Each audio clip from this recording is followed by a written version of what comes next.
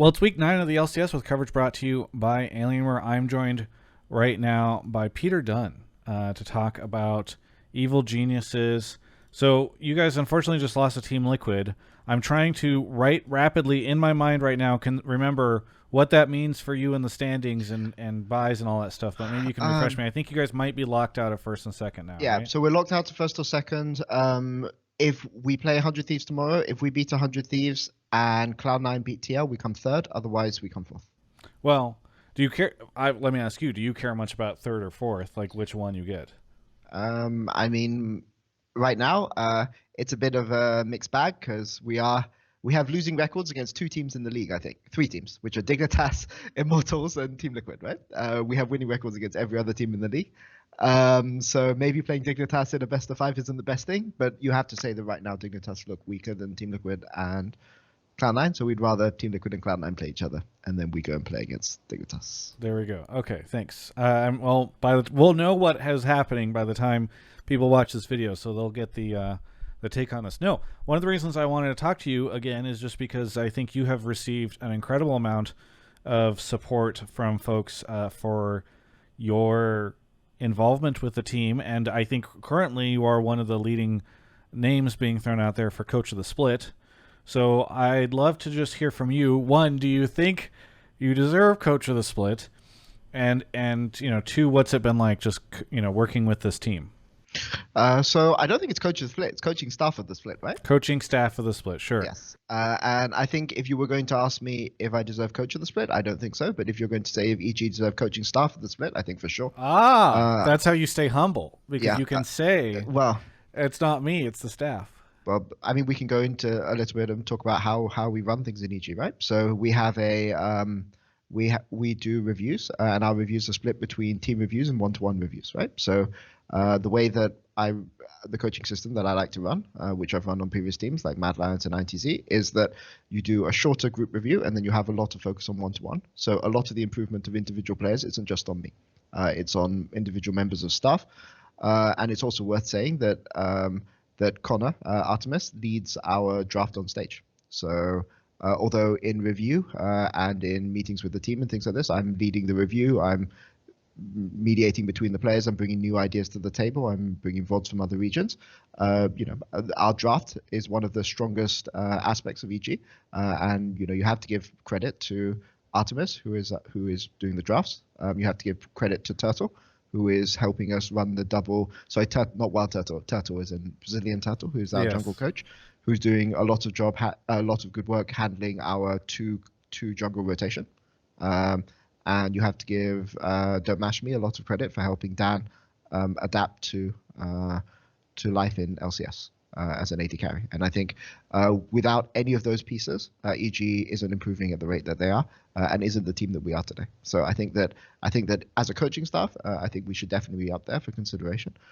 Considering especially that we've gone 2-1 or 3-0 every single week this split, except for week 1 when Dan was still in school. So I think the accolades are deserved, but I don't think it should be just targeted at me. Well, so how many of those the staff that you just mentioned were there before you got to the team? So it was Artemis and Mash who were there before. Artemis was there last year. Artemis and Mash were there before my visa was sorted out, and then Turtle came 1 month after me. So so we've been arriving in segments over the course of the year. But it's like, what is it, like Avengers Assemble, to build the system we have. Well, I mean, so that's kind of my point, right? And I don't mean to discredit or take anything away from any of your colleagues, and they are not going to, I don't, you're not going to. But it does feel like there's been a marked difference in this team and their performance since you arrived. Now, obviously, part of that, I think, is we've also seen Danny come in, and you guys have even had contracts in a couple times, so I want to make sure they get credit as well. But it seems like EG was a team people didn't really believe in, and people made so many jokes about Jizuke for quite some time, and then suddenly this team seems wildly different and is considered to be oftentimes over the last couple of weeks the best team in the league. Yep. So I guess you might say that's not you're doing it, but maybe what do you think it is that's really having such an impact on the team, and what's having it turn around? No pun intended. Sure. I mean, I think that it's partly the group of players that I'm working with, right? Like I have the best top laner in the league. I mean, I think you could have debated this in spring about whether Alfari was better, but I think in summer there's no question that Impact is not just the best top laner in the league by significantly higher than everyone else in their role. I think the gap between Impact and number 2 top lane in the league is larger than any other role, the number 1 and the number 2 in any other role. Jizuke is somebody who basically doesn't get a lot of credit. He's in a sense a reverse Larson. You know, Larson plays a more conservative style. In Europe, they don't respect conservative play. They only respect aggressive play. So Larson gets underrated in Europe. Jizuke in North America plays super aggressively in a region full of conservative players. So they don't really respect him that much. If Jizuke was in Europe, I'm sure that people would really appreciate him. But he's somebody who I think has performed exceptionally well and has been very, very consistent over the course of the year. Danny, obviously, is a rookie coming to the team, but the one person nobody talks about is Ignar. And Ignar has been like a key part of Chizuke's success, a key part of Danny's success, and is very key to how we as a team, we play a very fast and loose style, and Ignar is like one of the key stones that fits this style together. So if I'm honest, and obviously Dennis and Juan control the early game, right? So we have a good team that functions well together, that play off each other's strengths, and are very strong individual players. And I don't think people had faith in us in spring. I still don't think people have faith in us now, to be honest. Maybe a few people on the analyst desk, maybe Emily Rand. Maybe... Yeah, I was going to say Emily is definitely up there. As the China watcher, you know, obviously Emily appreciates the style of play a bit more, I think, than maybe the other people on the desk. But you know, I think that I have a really great group of players that I'm working with, and I have a really strong and large, in fact, coaching staff that I can rely on. So it's actually really easy to do my job. I'm going to be honest. Like, you know, I have all the tools there that and the players have the buy-in that allow us to have this cohesive stuff. So I think one of the reasons why, just kind of bouncing off what you just said, people have a hard time believing in EG. I think people are also having a harder time believing in 100T. And I don't mean not believing as in like, oh, you guys won't go to Worlds necessarily. I think some people say, you know, one of these teams will probably go. But this region, which I know you are somewhat new to, but have followed for a long time, is dominated by 3 names. You know what I mean? And so I think that's why so frequently it's hard for people to believe or put faith in a team that is not TLC9 or TSM.